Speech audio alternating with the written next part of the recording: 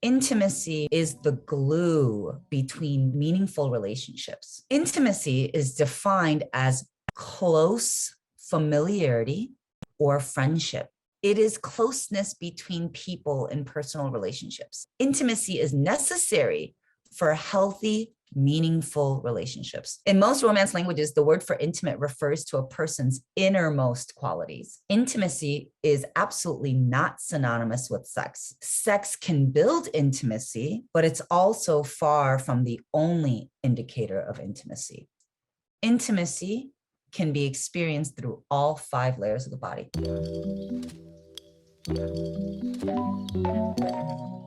Small acts of physical intimacy can help develop a feeling of closeness and safety over time. Physical intimacy can look like hugging, it can look like holding hands, any kind of skin-to-skin touching. When you put your hand on somebody's leg when they're having a hard time, or when you grab somebody's hand, it doesn't have to be romantic, it can be completely platonic. Nowhere here am I talking about sexual contact. Small acts of physical intimacy can help develop a feeling of closeness and safety over time. That's why as soon as baby's born, they say we want to get them skin to skin. That skin-to-skin time is so important because we're physical, tactile beings. So right away, it's like, oh, this is a safe space. I'm close to this person. This is someone that is familiar. This is someone that is my friend. This is someone that is safe for me to be with. With that said, this is just one layer of intimacy, and it is important. However, if you think that this is the only way that you can create closeness, you're really missing out on so much, because the other layers are just as meaningful, if not more fulfilling.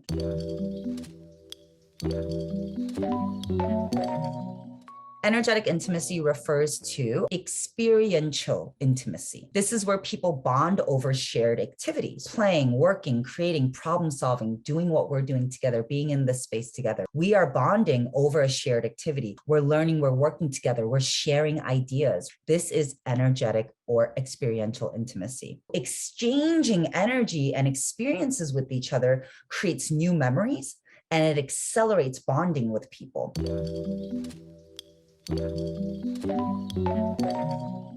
Mental emotional intimacy is the ability to share feelings, thoughts, ideas with one another without judgment or rejection. We're able to share what's inside my head, what's inside my mind, what am I feeling, what's inside of me, my innermost. I am sharing with you what I'm thinking. I'm sharing with you my idea. I'm sharing with you my story, my feelings that are happening inside of me, but now I want to share them with you. So that emotional mental intimacy is what allows you to share with someone things you may not share with a stranger. Mental or intellectual intimacy allows you to show another person how your mind works, and vice versa.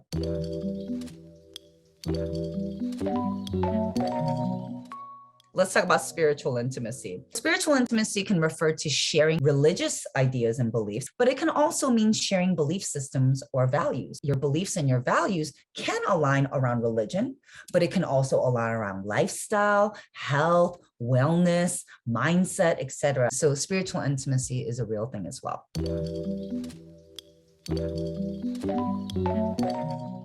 The fifth and final layer of the body is the Bliss Center, and we share a lot of bliss intimacy. Bliss intimacy is having fun, playing, and laughter. When you have fun, when you play, and when you laugh together, that creates intimacy at the bliss level. How many of y'all have held on to a relationship, even though you know it's dysfunctional, or maybe you know it's a trauma bond, or maybe you know it's not really a healthy relationship?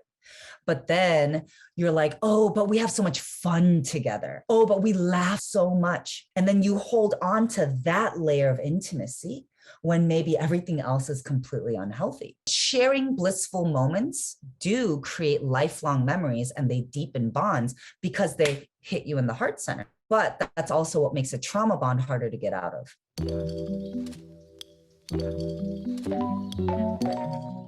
When we have fear of intimacy, we actually avoid true intimacy, even though it's what we want. If intimacy can be achieved across all 5 layers, then the fear of intimacy shows up as the inability to share yourself across 5 layers. It's the inability to share your thoughts, ideas, feelings, experiences, your sexuality, and so forth. And people with fear of intimacy don't want to avoid intimacy per se. They actually want closeness. They really do, but they self-sabotage unknowingly. They push other people away. They push the people that want to come close to them away. Repeat dysfunctional patterns in relationships. Trauma brain steps in.